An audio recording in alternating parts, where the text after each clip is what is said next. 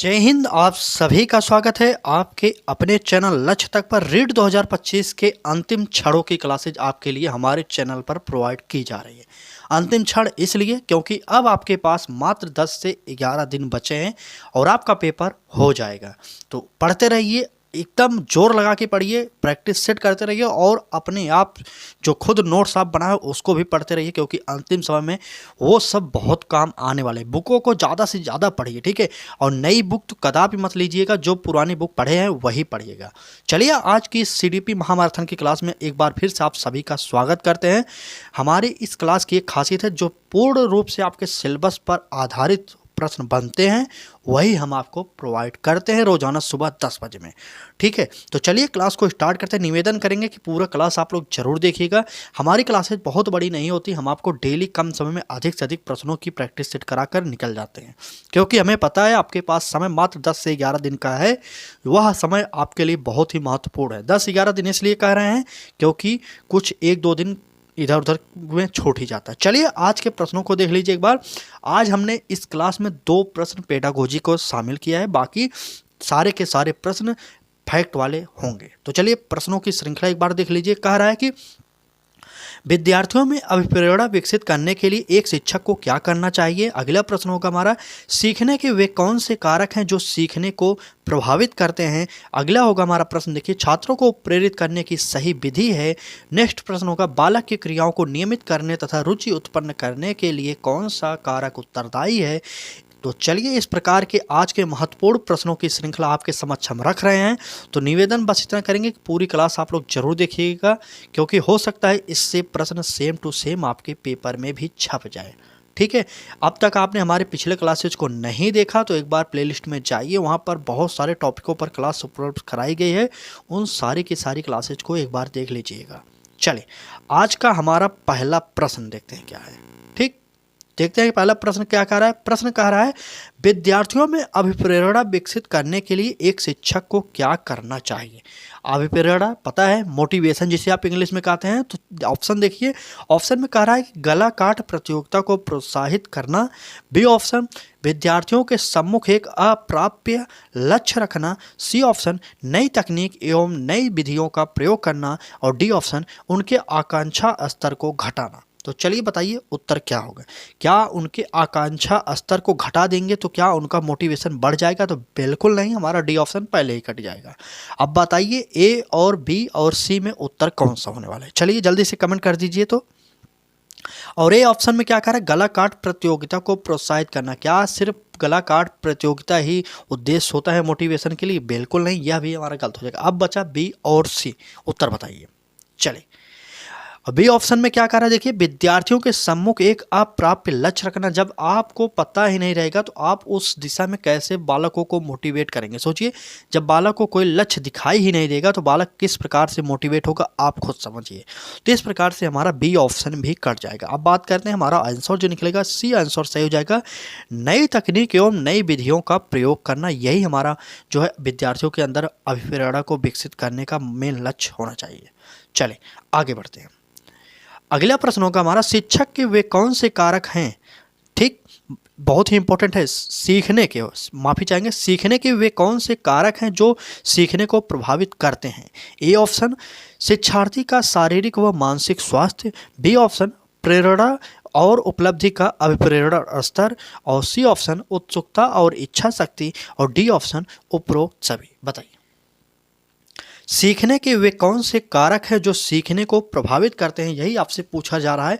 बहुत ही इंपॉर्टेंट प्रश्न है आपके लिए। चलिए ए ऑप्शन में कह रहा था शिक्षार्थी का शारीरिक व मानसिक स्वास्थ्य, तो बिल्कुल सही होगा। अगर बालक का शारीरिक और मानसिक स्वास्थ्य सही रहेगा तो बालक सीखने के लिए हमेशा प्रेरित रहेगा और अच्छे तरीके से सीखता भी रहेगा, ठीक है।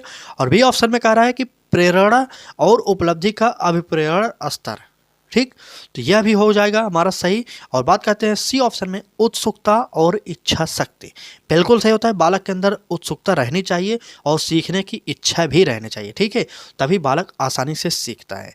तो इस प्रश्न का हमारा उत्तर जो होगा उपरोक्त सभी हो जाएगा। डी ऑप्शन हमारा सही हो जाएगा। हम सिर्फ बात यहाँ पर करेंगे प्रश्न और उत्तर की, इधर उधर की बात नहीं करने वाले, क्योंकि हमें पता है आपका समय बहुत ही महत्वपूर्ण है। अगर आपको लग रहा है कि आपके पास समय बहुत दिन है, अभी एक बार हम रिवीजन कर सकते हैं, तो इस गलतफहमी में मत रहिएगा, क्योंकि अब आपके पास समय नहीं है। जितना अधिक से अधिक मेहनत कर सकते हैं कर लीजिए, क्योंकि आपके यहाँ पर वैकेंसी भी इसके अंतर्गत होगी।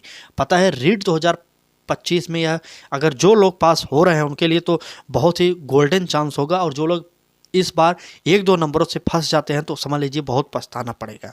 ठीक, और ये क्लास हमारी जो होती है रोज़ाना सुबह 10 बजे लेवल 1 और लेवल 2 दोनों के लिए होती है। दोनों के लिए होती है क्यों? क्योंकि सिलेबस सेम है। चलिए बात करते हैं अगले प्रश्न की। कह रहा है छात्रों को प्रेरित करने की सही विधि है। कौन सा सही विधि है? ए ऑप्शन दंड होगा, बी ऑप्शन फटकारना है, सी ऑप्शन प्रशंसा है, और डी ऑप्शन मारना और पीटना है। बताइए छात्रों को प्रेरित करने की सही विधि आपको क्या लगती है? बताइए तो, उत्तर दीजिए तो। चलिए, क्या दंड देना सबसे सही विधि होगी? बिल्कुल नहीं। बालक को आप मार नहीं सकते, मारना पीटना भी गलत हो जाएगा, दंड देना भी गलत हो जाएगा, आप उसको फटकार नहीं सकते, इसलिए यह भी हमारा गलत हो जाएगा। छात्रों को प्रेरित करने की सबसे सही विधि होगी प्रशंसा कीजिए। छात्रों की प्रशंसा कीजिए, छात्र जिससे और उत्सुक हो और प्रेरित हो सीखने के लिए। ठीक है, तो इस प्रकार से इस प्रश्न का उत्तर जो हमारा होगा सी ऑप्शन हमारा सही हो जाएगा। ठीक है, तो इस प्रकार के प्रश्नों को आप ध्यान से अगर थोड़ा भी लॉजिक यूज करेंगे तो आप परीक्षा में आसानी से सही कर सकते हैं। बात करते हैं चलिए नेक्स्ट प्रश्न की। हमारा आज का अगला प्रश्न है, देखिए बालक के क्रियाओं को नियमित करने तथा रुचि उत्पन्न करने के लिए कौन सा कारक उत्तरदायी है? वेरी वेरी इंपॉर्टेंट है, आप लोगों को नए नए प्रश्नों की श्रृंखला डेली प्रोवाइड कर रहे हैं। ठीक है, चलिए बताइए कौन सा सही होगा। ये प्रश्न में कह रहा है कि बालक के क्रियाओं को नियमित करने तथा रुचि उत्पन्न करने के लिए कौन सा कारक उत्तरदायी है? ए ऑप्शन प्रेरणा, बी ऑप्शन समाज, सी ऑप्शन कल्पना, और डी ऑप्शन चिंतन। बताइए थोड़ा भी इसमें भी अगर लॉजिक आप यूज करेंगे, क्या चिंतन सही होगा? बिल्कुल नहीं होगा। बालक के क्रियाओं को नियमित करने तथा रुचि उत्पन्न करने की बात कर रहा है। चिंतन से क्या रुचि उत्पन्न होगी? बिल्कुल नहीं होगी। कल्पना से रुचि उत्पन्न नहीं होगा, कल्पना तो सोचने का ढंग होता है, और हमारा समाज से भी रुचि का उत्पन्न नहीं होता है। तो इस प्रकार से हमारा इस प्रश्न का जो उत्तर होगा प्रेरणा। ठीक है, प्रेरणा हो जाएगा, ए ऑप्शन हमारा सही हो जाएगा। ठीक, ए ऑप्शन सही हो जाएगा। चले, क्लास को पूरा जरूर देखिएगा। अब आपके लिए जो भी क्लासेज हमारे चैनल पर प्रोवाइड की जा रही है बहुत ही बेहतरीन क्लासेज हैं। कम समय में अधिक से अधिक प्रश्नों की डेली प्रैक्टिस सेट सुबह 10 बजे में उपलब्ध कराई जा रही है।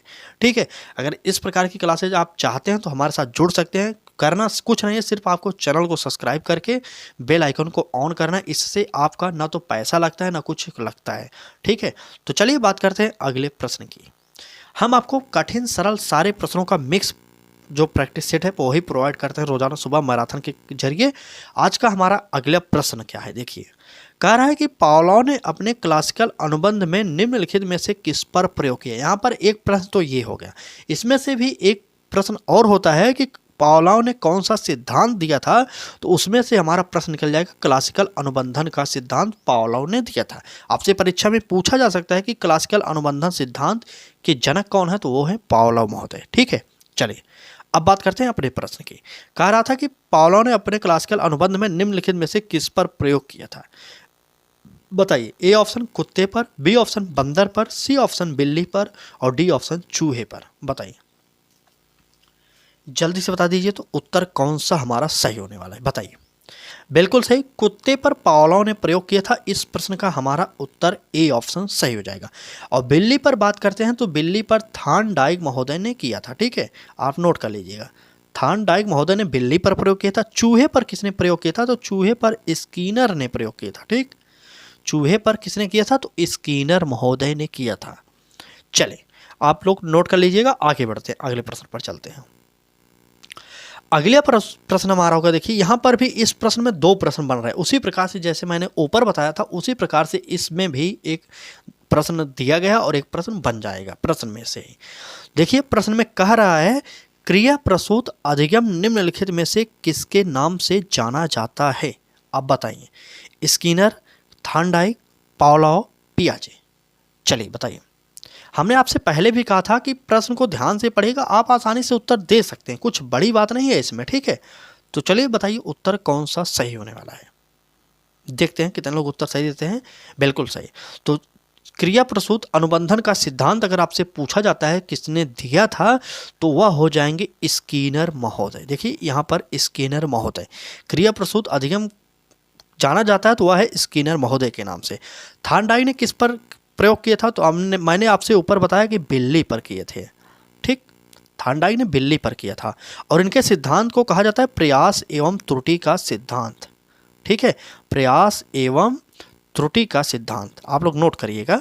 चलिए, लिखने में थोड़ी दिक्कत होती है स्क्रीन पर, आप लोग नोट करते रहिएगा, प्रयास एवं त्रुटि का सिद्धांत। ठीक, और पावलोव ने, अभी मैंने ऊपर बताया कि कुत्ते पर किया था पावलोव ने प्रयोग, और पियाजे की बात करें तो पियाजे ने जुड़वा बच्चों पर प्रयोग किया था। ठीक है, पियाजे ने जुड़वा बच्चे पर प्रयोग किया था और इनका सिद्धांत कौन सा है, बहुत ही इंपॉर्टेंट सिद्धांत है। पियाजे महोदय का संज्ञानात्मक विकास का सिद्धांत दिए थे। ठीक है, संज्ञानात्मक, चलिए संज्ञानात्मक विकास का सिद्धांत जो दिए थे वो थे पियाजे महोदय। आपसे पूछा जा सकता है कि संज्ञानात्मक विकास के जनक कौन हैं, तो वो हैं हमारे पियाजे महोदय। ठीक है, नोट करिएगा। इस प्रश्न का उत्तर हमारा स्किनर हो जाएंगे, ए ऑप्शन हमारा सही हो जाएगा। चलिए आगे बढ़े। एक बार क्लास को लाइक कर दीजिए, अगर अभी तक आप चैनल को सब्सक्राइब नहीं किए तो कर लीजिए। आपका कुछ लगता नहीं है, सब्सक्राइब करने से हमारा थोड़ा मोटिवेशन बढ़ जाता है कि हाँ हमारी क्लासेज आपके लिए लाभकारी हैं, इसलिए आप हमसे जुड़ रहे हैं। ठीक, और कुछ नहीं है। चलें आगे बढ़ते हैं, अगले प्रश्न देखते हैं। बिल्कुल, चलिए अगला प्रश्न है हमारा, देखिए अधिगम का संपोषक सिद्धांत निम्न में से किसने दिया था। वेरी वेरी इंपॉर्टेंट है ये प्रश्न, शायद आज से पहले आप नहीं पढ़े होंगे, पढ़े हो तो बताइए। अधिगम का संपोषक सिद्धांत की बात करा तो क्या पियाजे ने दिया था, हल ने दिया था, टॉलमैन ने दिया था, वाटसन ने दिया था, बताइए। चलिए अधिगम का संपोषक सिद्धांत किसने दिया था, बिल्कुल क्लार्क हल ने दिया था, बिल्कुल सही, हल महोदय ने दिया था, बी ऑप्शन हमारा सही हो जाएगा। इस प्रश्न का उत्तर अगर आप पूरा देखते हैं तो क्लार्क, ठीक है, क्लार्क लिख लीजिए क्लार्क, उसके बाद हल। ठीक है, क्लार्क हल ने दिया था, हमारा बी ऑप्शन हमारा सही हो जाएगा, बी ऑप्शन सही हो जाएगा। आगे बढ़ते हैं अगला प्रश्नों का। देखिए यहां पर फिर एक सिद्धांत दिया गया, बहुत ही इंपॉर्टेंट है, कह रहा है कि अधिगम का चिन्ह संरूप सिद्धांत निम्नलिखित में से किसने दिया था। आपसे पूछा जा सकता है इस प्रकार के प्रश्न, इसलिए मैं आपके समक्ष रख रहा हूं। चलिए बताइए, अधिगम का चिन्ह संरूप सिद्धांत किसने दिया था। क्या कोहलर ने दिया था, पियाजे ने दिया था, वाटसन ने दिया था, या टॉलमैन ने दिया था, बता दीजिए जल्दी से उत्तर। तो चलिए अधिगम का चिन्ह स्वरूप सिद्धांत किसने दिया था, तो बिल्कुल सही, टॉलमैन इसके जनक माने जाते हैं। तो हमारा ऑप्शन डी में है टॉलमैन, तो चलिए डी ऑप्शन इसका भी हमारा सही हो जाएगा। अंतिम समय के लिए बेहतरीन क्लासेज अगर आप चाहते हैं तो आप हमसे जुड़ सकते हैं, करना कुछ नहीं है, आपको पता होगा। अगर आप नए हैं आप हमारी क्लासेज फेसबुक पर भी देख सकते हैं। ठीक, चलिए आगे बढ़ते हैं। अगला प्रश्न हमारा देखिए, टॉलमैन के अनुसार सीखने में कौन सा जो व्यवहार है माना गया है। चलिए कैसा माना गया है वो बताइए। टॉलमैन के अनुसार सीखने में व्यवहार कैसा माना गया है। ए ऑप्शन आणविक माना गया है, बी ऑप्शन एकीकृत माना गया, सी ऑप्शन ए एवं बी दोनों माना गया है, और डी ऑप्शन इनमें से कोई नहीं, बताइए। टॉलमैन के अनुसार सीखने में व्यवहार कैसा होना चाहिए, तो एक बार कमेंट कर दीजिए और उत्तर बता दीजिए। चलिए बिल्कुल सही, टॉलमैन के अनुसार अगर बात करते हैं तो टॉलमैन ने एकीकरण का ही उल्लेख किया था, आणविक का नहीं किया था। बिल्कुल टॉलमैन ने एकीकरण का उल्लेख किया था, हमारा बी ऑप्शन हमारा सही हो जाएगा। ठीक है, चलिए आगे बढ़ते हैं।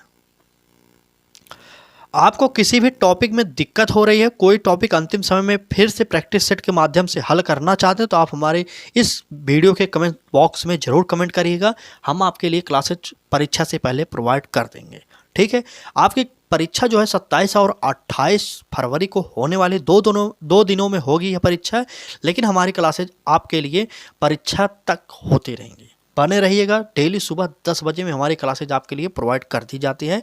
आपके पास नोटिफिकेशन जाए या ना जाए, आप चैनल पर विजिट करिए और क्लास देखा करिए रोजाना। ठीक है। इसके बाद यही नहीं, हम आपको पात्रता परीक्षा की जो तैयारी करा रहे हैं, इसके बाद हम रीट मेंस एग्जाम जब आपकी भर्ती आएगी उसकी भी तैयारी हम आपको निःशुल्क में अपने चैनल पर प्रोवाइड करने वाले हैं।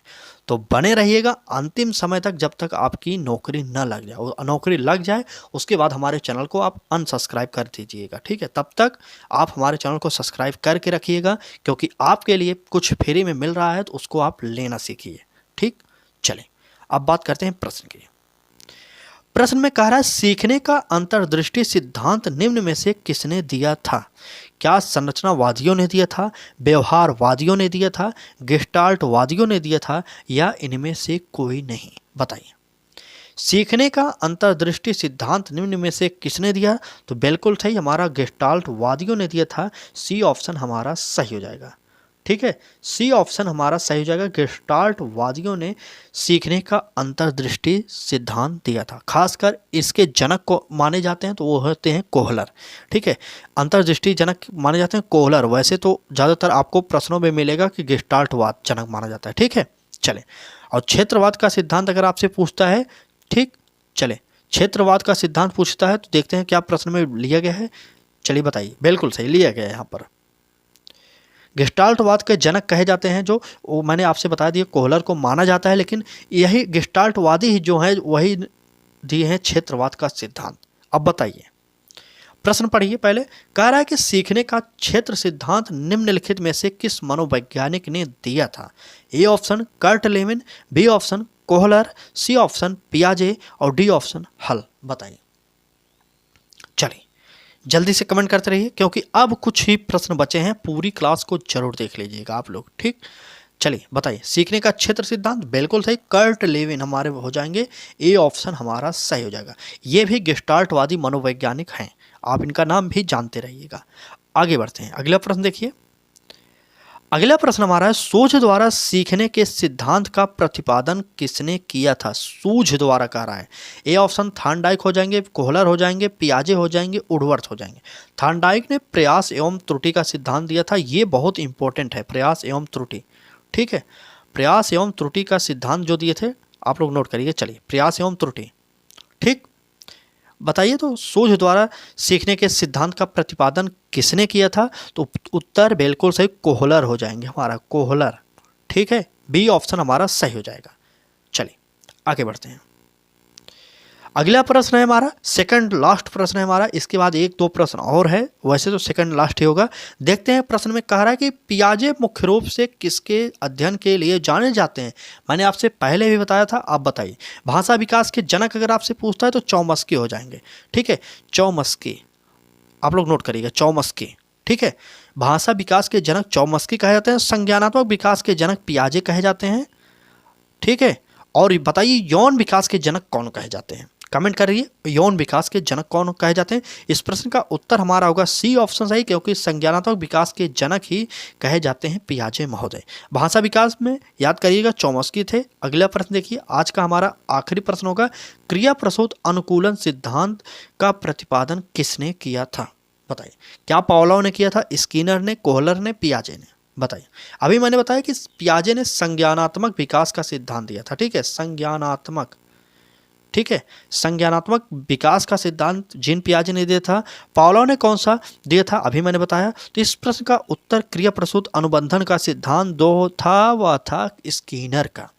और यह सिद्धांत किस पर प्रयोग किया गया था? तो चूहे पर प्रयोग करके यह सिद्धांत दिया गया था, ठीक है। चले, उम्मीद करते हैं आज की यह क्लास आपको अच्छी लगी होगी। अगर अच्छी लगी हो तो लाइक करिएगा, चैनल को सब्सक्राइब करके बेल आइकन को भी ऑन करिएगा, जिससे आपको नोटिफिकेशन मिलता रहे, ठीक है। तो चलिए, इस बार आपको पास होना है तो होना है, इतना समझ लीजिए कि आपको 100+ स्कोर का लक्ष्य लेकर चलना है। लेकिन आपके पेपर में जो जनरल की कट ऑफ बनती है, मतलब पास मार्किंग, वो 90 की होती है, और जो ओबीसी और एससी की बनती है उनका 82 नंबर पास मार्किंग होता है, ठीक है। तो चलिए 100+ करिए, इस झंझट को भी समाप्त करिए। अगर आप 100 का टारगेट लेकर चलेंगे तभी आप पास होंगे। और इसमें मान लीजिए अगर आप जनरल के हैं तो अगर आपने 90 नंबर पा लिया, बस उतना ही काफ़ी है। ये मत सोचिए कि इसका कोई लाभ है, इसका कोई लाभ नहीं, सिर्फ आपको मार्कशीट चाहिए, पास होना है बस। मेरिट जो बनती है आपके मेंस एग्जाम की बनती है, तो उसमें क्वालिफाई अगर अच्छे नंबरों से होंगे तभी आपका सिलेक्शन होगा। और इसमें क्वालिफाई कर लिए चाहे 100 नंबर और चाहे 150 नंबर पा जाए, लेकिन कोई मतलब नहीं होता। ठीक है, तो चलिए दोस्तों, आज की इस क्लास में बस इतना ही। क्लास को अधिक से अधिक लोगों तक शेयर जरूर करिएगा और रोजाना सुबह हमारे साथ जुड़िए और अपनी तैयारी को बेहतर तरीके से कर लीजिए। आज की इस क्लास में बस इतना ही। कल फिर मिलेंगे सुबह 10 बजे में, और रेलवे की क्लासेज हमारे चैनल पर भी आपको कराई जाएंगी। यह आपके लिए खुशखबरी है। चलिए, आज की इस क्लास में बस इतना ही।